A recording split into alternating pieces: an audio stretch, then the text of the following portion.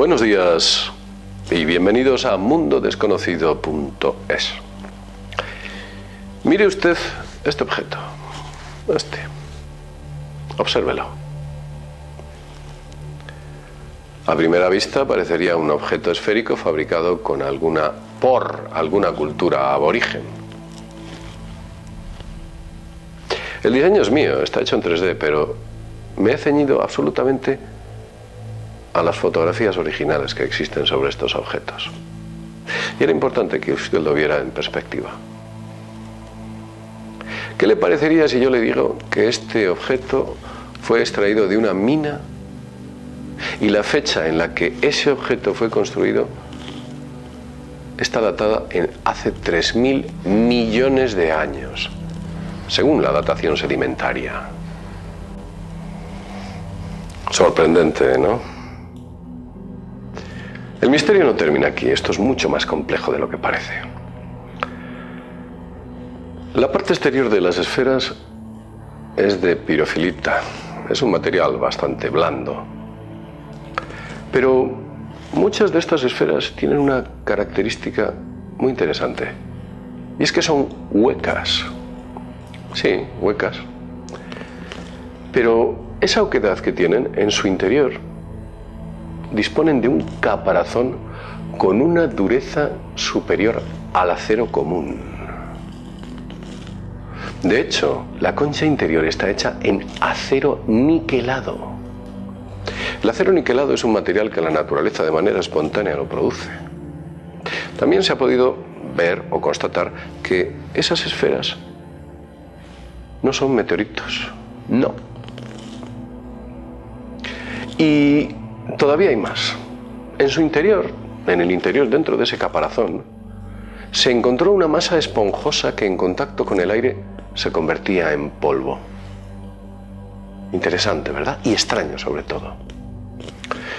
Si ya todo esto nos parece incomprensible, os diré que las esferas están diametralmente decoradas con motivos que en algunas ocasiones son simétricos, una simetría perfecta. Tras analizar las piedras descubrieron que estaban muy bien equilibradas. Se dieron cuenta que las piedras estaban muy bien equilibradas, tenían un gran equilibrio. Y decidieron llevarlas al Instituto Espacial de California, a la Universidad de California. El Instituto Espacial de California es concretamente donde diseñan los girocompases de la NASA. Os hagáis una idea más o menos de qué estamos hablando. Y descubrieron que el equilibrado de esas piedras tenía un error de una 100.000ésima de pulgada. El equilibrado de esas piedras, una 100.000ésima de pulgada. Una precisión casi absoluta.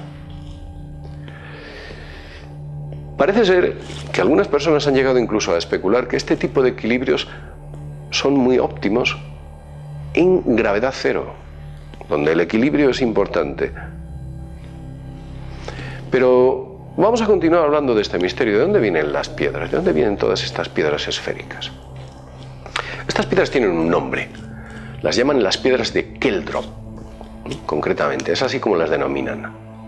Se encontraron en Sudáfrica, en Transvaal occidental, cerca de una zona que se llama Ottosdal.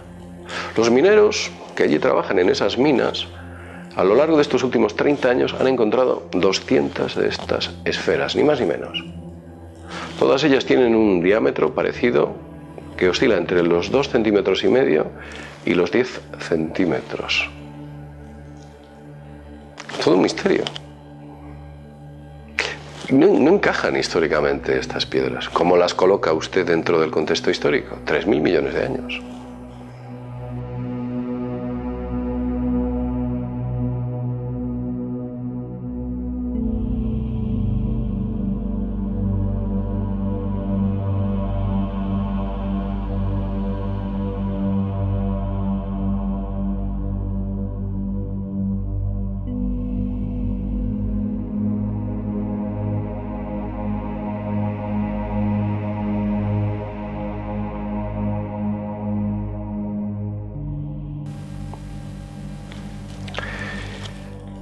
¿Sabéis lo que dice la ciencia oficial al respecto?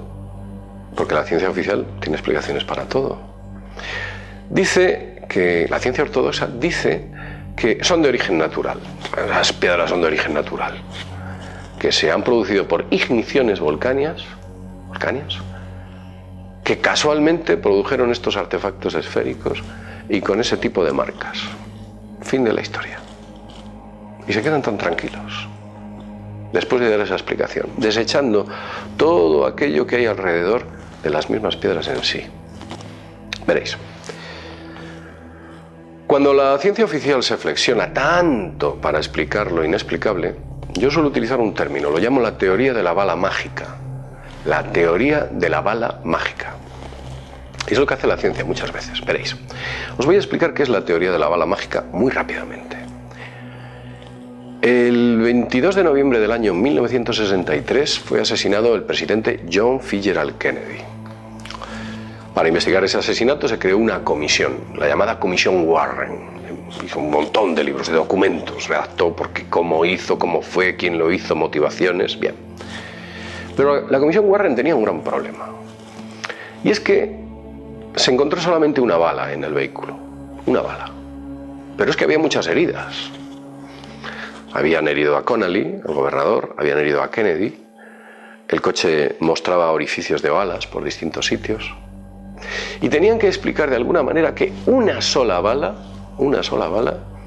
había sido capaz de hacer todos esos daños dentro del vehículo y haber asesinado a Kennedy y haber herido a Connally.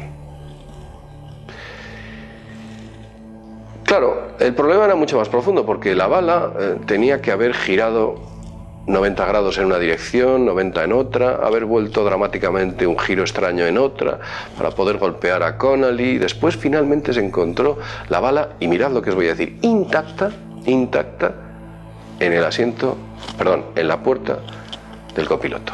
Ahí se encontró, una bala intacta. Una bala intacta después de haber roto huesos, después de haber roto duras fibras, atravesándolas, etc. La bala estaba intacta. Claro, una bala cuando se utiliza e impacta contra algo queda de otra manera, ¿no? Como la que podéis ver aquí. Pues no, la que allí pareció era esta, estaba intacta.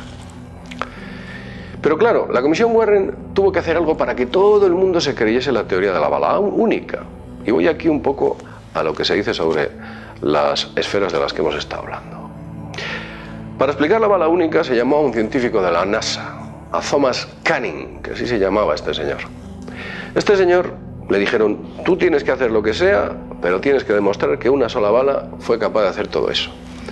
Y el señor Canning empezó a hacer un increíble estudio matemático, en el que se esforzó para demostrar que una bala había rebotado en múltiples ocasiones en distintas partes de los asientos de Kennedy y de Connally para acabar finalmente en la puerta del copiloto. En muchas ocasiones girando 90 grados. Lo importante fue que este científico del aparato demostró lo indemostrable. Demostró lo indemostrable, que es lo mismo que sucede con estas esferas, las esferas de Kestrel. Que es lo mismo que sucede en muchas ocasiones. Te meten a un científico de estos, le dicen, tú tienes que explicarlo como sea. Por quedar bien, por pasar a la historia, o por decir que eres tú más listo que los demás, o porque sencillamente trabajas para nosotros. Y es lo que hacen. Son científicos del aparato. Eso ocurre, desde luego, con muchas otras cosas. Al final lo que le queda a la gente es la versión oficial, desdeñando cualquier teoría alternativa. Por ejemplo, usted conoce los círculos de las cosechas. Todo el mundo que piensa que son unos ancianitos con unos palos y unas cuerdas que hacen aquello. Pero sabe que eso no puede ser, porque hay múltiples motivos y razones que nos llevan a pensar que es imposible de que alguien con esas técnicas de manera nocturna pueda llegar a ejecutar diseños tan sofisticados e inmensos como los que en algunas ocasiones se han visto. La gente siempre se queda con la versión oficial. Son tantas y tantas cosas que la ciencia ha tapado que yo en estos momentos me atrevo a decir que en muchas ocasiones lo único que están haciendo es normalizar el absurdo. Es lo que hacen, nada más. No dejemos que nos normalicen. Vamos a dejarlo aquí. Como siempre decimos, sin más, desde mundodesconocido.es. Nos vemos en el próximo videoprograma. Hasta pronto.